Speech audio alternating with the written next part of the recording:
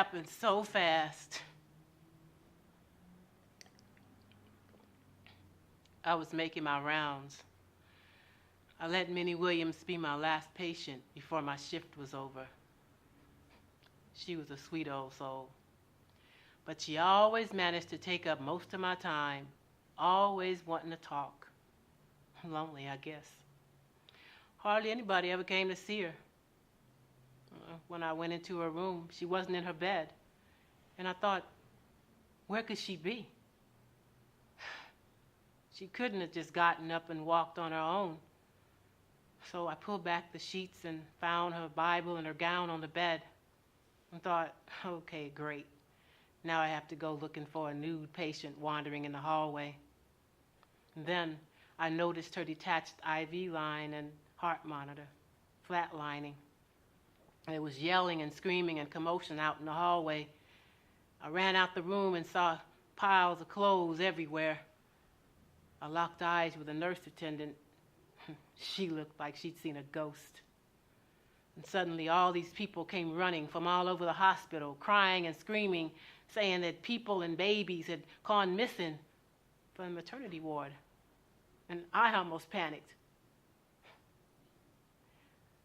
I told myself, get it together. And I picked up the radio to call a code. But wait, what code do I call? My mind went blank.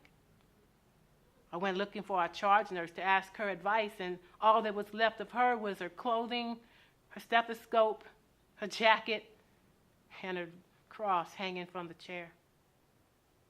If that wasn't bad enough, all these injured people came in the emergency room crying and bleeding and asking me questions that I couldn't answer.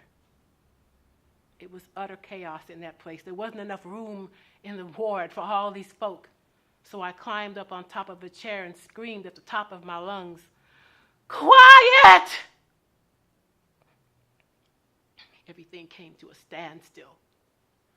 All we could hear was news reports coming in of planes dropping from the sky, massive accidents on the highway, bridges collapsing, people vanishing from all over the world, rioting, looting, buildings crashing in, fires. The National Guard had been called out. The military had been dispatched.